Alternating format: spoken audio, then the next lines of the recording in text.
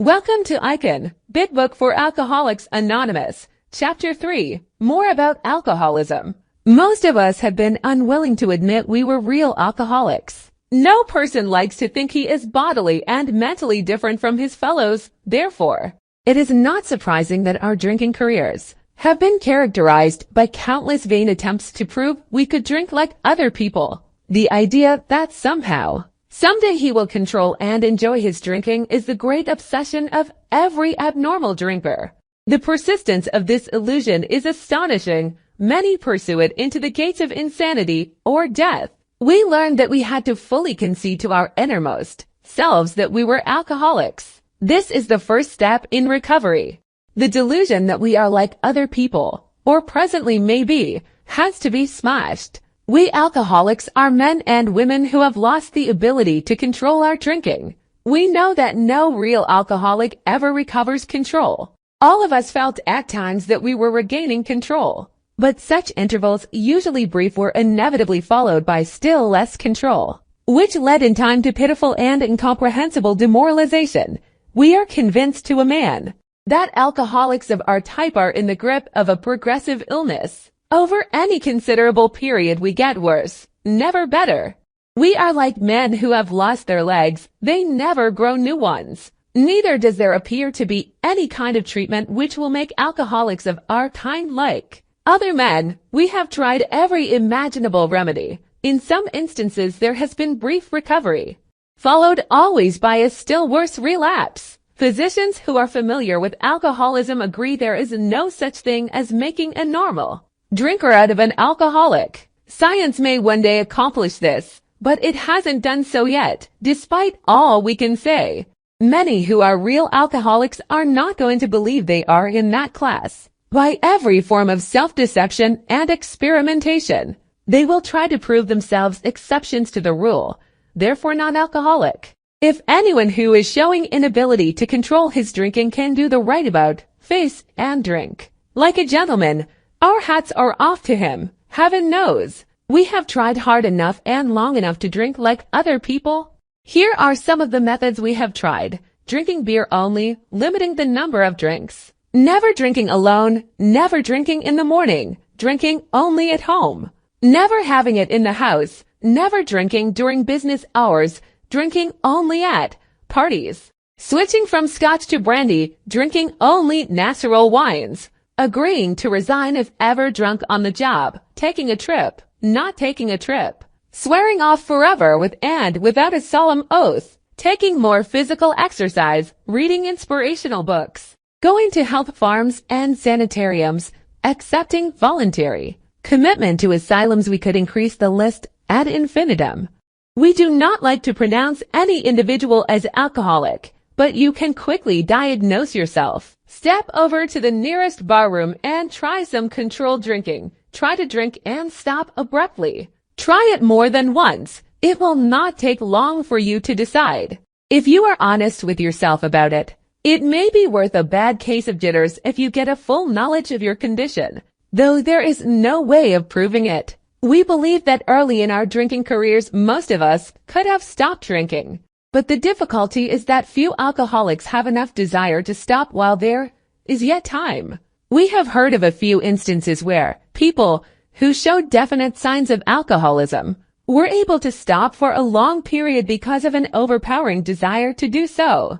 Here is one. A man of 30 was doing a great deal of spree drinking. He was very nervous in the morning after these bouts and quieted himself with more liquor. He was ambitious to succeed in business, but saw that he would get nowhere if he drank at all. Once he started, he had no control whatever. He made up his mind that until he had been successful in business and had retired, he would not touch another drop. An exceptional man. He remained bone dry for 25 years and retired at the age of 55. After a successful and happy business career, then he fell victim to a belief which practically every alcoholic has, that his long period of sobriety and self-discipline had qualified him to drink as other men. Out came his carpet slippers and a bottle.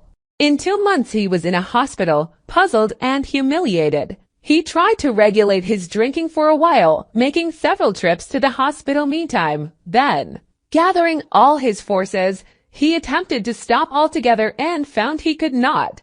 Every means of solving his problem which money could buy was at his disposal. Every attempt failed. Though a robust man at retirement, he went to pieces quickly and was dead within 4 years. This case contains a powerful lesson.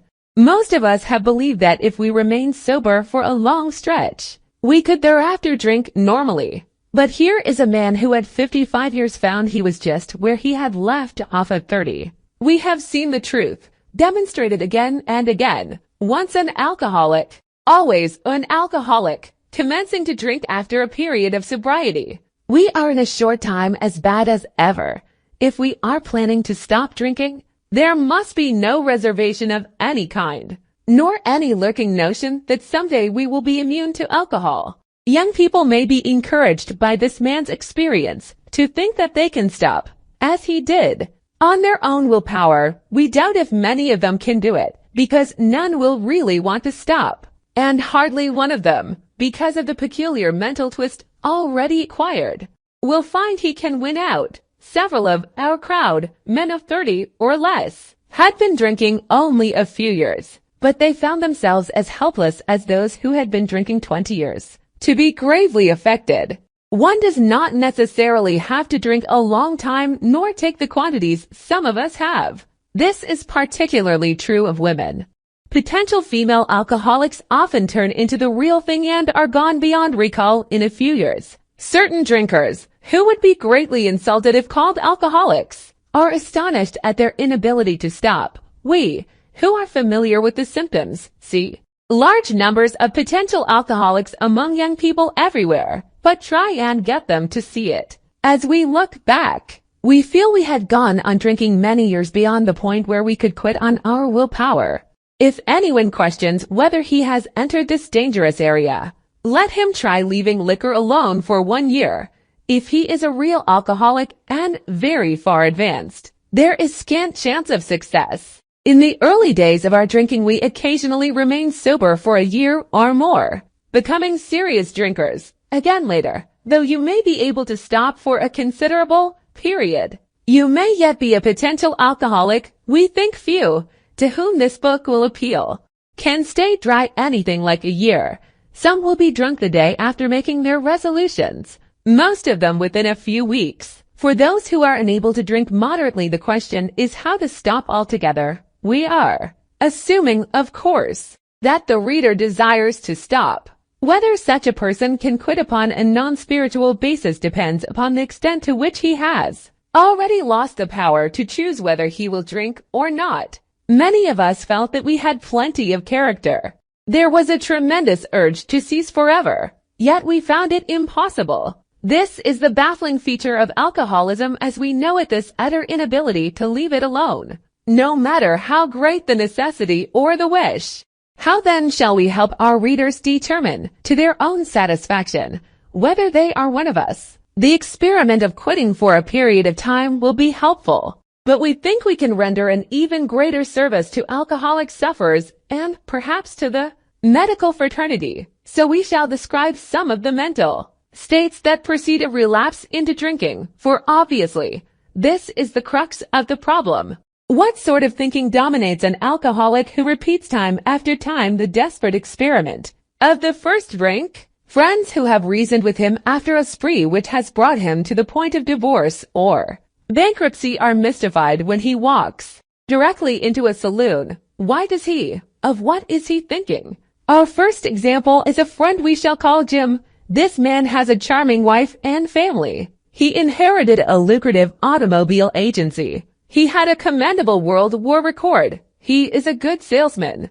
Everybody likes him. He is an intelligent man, normal so far as we can see. Except for a nervous disposition, he did no drinking until he was 35. In a few years he became so violent when intoxicated that he had to be committed. On leaving the asylum, he came into contact with us. We told him what we knew of alcoholism and the answer we had found. He made a beginning. His family was reassembled, and he began to work as a salesman for the business he had lost through drinking. All went well for a time, but he failed to enlarge his spiritual life. To his consternation, he found himself drunk half a dozen times in rapid succession. On each of these occasions we worked with him, reviewing carefully what had happened. He agreed he was a real alcoholic and in a serious condition. He knew he faced another trip to the asylum if he kept on. Moreover, he would lose his family for whom he had a deep affection. Yet he got drunk again. We asked him to tell us exactly how it happened. This is his story. I came to work on Tuesday morning. I remember I felt irritated that I had to be a salesman for a concern I once owned. I had a few words with the boss, but nothing serious. Then I decided to drive into the country and see one of my prospects for a car. On the way I felt hungry, so I stopped at a roadside place where they have a bar. I had no intention of drinking. I just thought I would get a sandwich. I also had the notion that I might find a customer for a car at this place, which was familiar, for I had been going to it for years. I had eaten there many times during the months I was sober. I sat down at a table and ordered a sandwich and a glass of milk. Still no thought of drinking. I ordered another sandwich and decided to have another glass of milk. Suddenly the thought crossed my mind that if I were to put an ounce of whiskey in my milk, it couldn't hurt me on a full stomach. I ordered a whiskey and poured it into the milk. I vaguely sensed I was not being any too smart, but felt reassured as I was taking the whiskey on a full stomach. The experiment went so well that I ordered another whiskey and poured it into more milk. That didn't seem to bother me, so I tried another. Thus started one more journey to the asylum for Jim. Here was the threat of commitment, the loss of family and position, to say nothing of that intense mental and physical suffering which drinking always caused him. He had much knowledge about himself as an alcoholic, yet all reasons for not drinking were easily pushed aside in favor of the foolish idea that he could take whiskey if only he mixed it with milk. Whatever the precise definition of the word may be, we call this plain insanity. How can such a lack of proportion of the ability to think straight be called anything else? You may think this an extreme case. To us it is not far-fetched, for this kind of thinking has been characteristic of every single one of us. We have sometimes reflected more than Jim did upon the consequences, but there was always the curious mental phenomenon that parallel with our sound reasoning there inevitably ran some insanely trivial excuse for taking the first drink. Our sound reasoning failed to hold us in check. The insane idea won out. Next day we would ask ourselves, in all earnestness and sincerity, how it could have happened. In some circumstances we have gone out deliberately to get drunk, feeling ourselves justified by nervousness, anger, worry, depression, jealousy, or the like. But even in this type of beginning we are obliged to admit that our justification for a spree was insanely insufficient in the light of what always happened.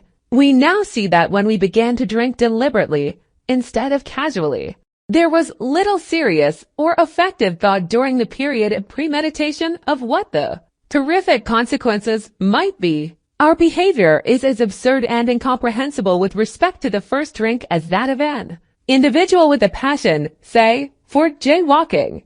He gets a thrill out of skipping in front of fast-moving vehicles. He enjoys himself for a few years in spite of friendly warnings. Up to this point you would label him as a foolish chap having queer ideas of fun. Luck then deserts him and he is slightly injured several times in succession. You would expect him, if he were normal, to cut it out. Presently he is hit again and this time has a fractured skull. Within a week after leaving the hospital, a fast-moving trolley car breaks his arm.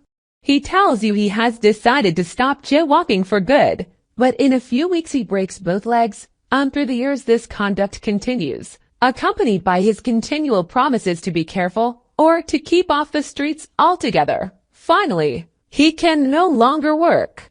His wife gets a divorce and he is held up to ridicule. He tries every known means to get the jaywalking idea out of his head. He sets himself up in an asylum, hoping to mend his ways. But the day he comes out he races in front of a fire engine, which breaks his back. Such a man would be crazy, wouldn't he?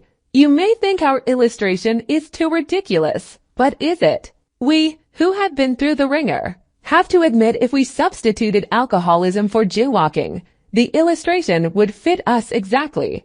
However intelligent we may have been in other respects, where alcohol has been involved, we have been strangely insane. It's strong language, but isn't it true? Some of you are thinking, yes, what you tell us is true, but it doesn't fully apply. We admit we have some of these symptoms, but we have not gone to the extremes you fellows did, nor are we likely to, for we understand ourselves so well after what you have told us that such things cannot happen. Again, we have not lost everything in life through drinking, and we certainly do not intend to. Thanks for the information. That may be true of certain non-alcoholic people who, though drinking foolishly and heavily at the present time, are able to stop or moderate, because their brains and bodies have not been damaged as ours were, but the actual or potential alcoholic, with hardly an exception, will be absolutely unable to stop drinking on the basis of self-knowledge. This is a point we wish to emphasize and re-emphasize, to smash home upon our alcoholic readers as it has been revealed to us out of bitter experience. Let us take another illustration. Fred is partner in a well-known accounting firm. His income is good. He has a fine home, is happily married, and the father of promising children of college age. He has so attractive a personality that he makes friends with everyone. If ever there was a successful businessman, it is Fred. To all appearance, he is a stable, well-balanced individual, yet he is alcoholic. We first saw Fred about a year ago in a hospital where he had gone to recover from a bad case of jitters. It was his first experience of this kind, and he was much ashamed of it, far from admitting he was an alcoholic. He told himself he came to the hospital to rest his nerves. The doctor intimated strongly that he might be worse than he realized. For a few days he was depressed about his condition. He made up his mind to quit drinking altogether. It never occurred to him that perhaps he could not do so. In spite of his character and standing, Fred would not believe himself an alcoholic, much less accept a spiritual remedy for his problem. We told him what we knew about alcoholism. He was interested and conceded that he had some of the symptoms, but he was a long way from admitting that he could do nothing about it himself. He was positive that this humiliating experience, plus the knowledge he had acquired, would keep him sober the rest of his life. Self-knowledge would fix it. We heard no more of Fred for a while. One day we were told that he was back in the hospital.